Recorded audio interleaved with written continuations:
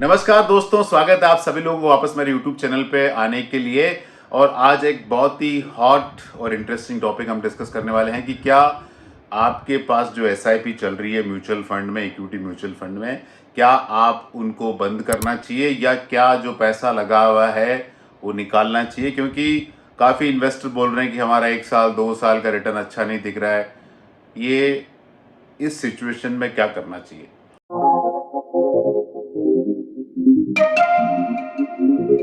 तो मैं आपको 3-4 हिस्टोरिकल डेटा बताता हूं जिससे आपको थोड़ी इसकी जानकारी होगी। तो सबसे पहले हम डेटा लेते हैं जनवरी 2008 का, जब पहली बार बीएसई सेंसेक्स 20,000 के ऊपर पहुंचा। अगर आपने उसी टाइम एसआईपी चालू की होती 10,000 रुपए पर मंथ की, तो जनवरी 2008 में जो आपने एसआईपी चालू की, 1 साल बाद दिसंबर 2008 आते आते जो सेंसेक्स 21,000 के आसपास था वो 9,000 के नीचे हो गया। मतलब करीब करीब 50% के ऊपर सेंसेक्स टूटा। आपने 10,000 रुपए की जो एसआईपी की, 12 महीने में आपने 1,20,000 रुपये डाला। उस 1,20,000 का वैल्यू 12 महीने बाद करीब करीब 93,000 रुपीज़ था। मतलब आपको 37% का पोर्टफोलियो पे नुकसान दिख रहा है। लेकिन मार्केट 50% की भी ऊपर नीचे, लेकिन एसआईपी के अंदर पोर्टफोलियो 37% नीचे दिख रहा है। लेकिन आप एसआईपी कंटिन्यू करते रहे तो जून 2019 तक जून 2009 तक 18 महीने आते आते मार्केट 21,000 वाला 10,000 के नीचे गया, 9,000 के नीचे गया, वापस ऊपर आया और 14,800 के आसपास मार्केट आ गया।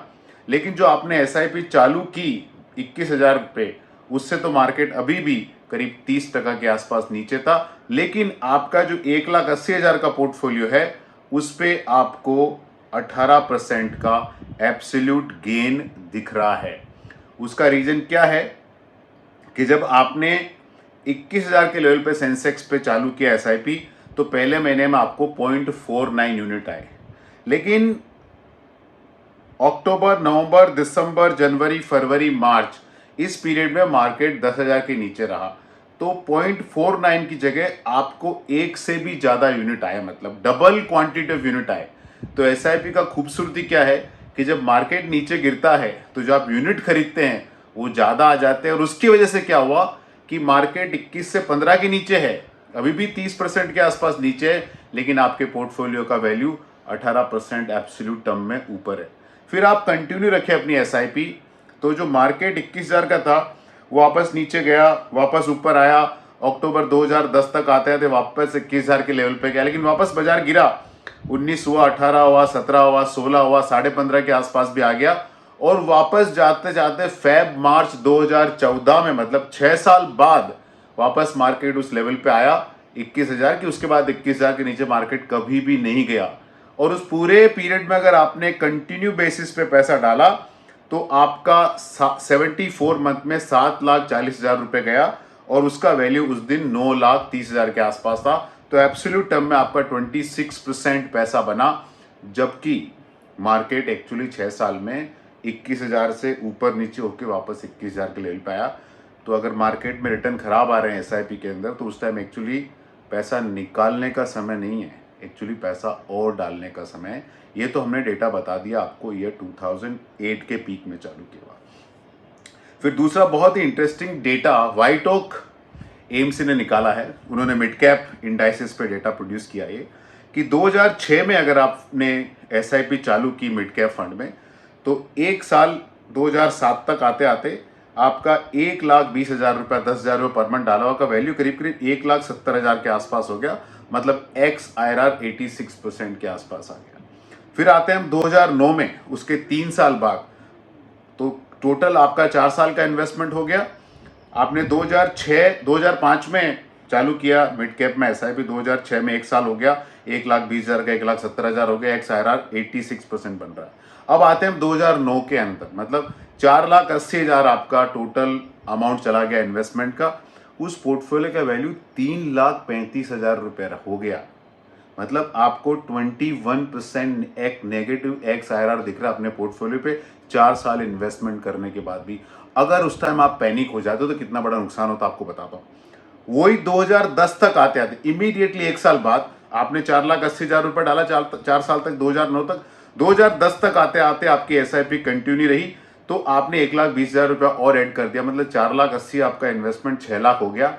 4,80,000 पे आपका पोर्टफोलियो वैल्यू मार्च 2009 में 3,30,000 के आसपास, 35,000 के आसपास था। वो बढ़ के 2010 के अंदर 9.5 लाख के आसपास हो गया, मतलब आपके पोर्टफोलियो पर IRR आ गया 18%, एक्स IRR आ गया 18% के ऊपर।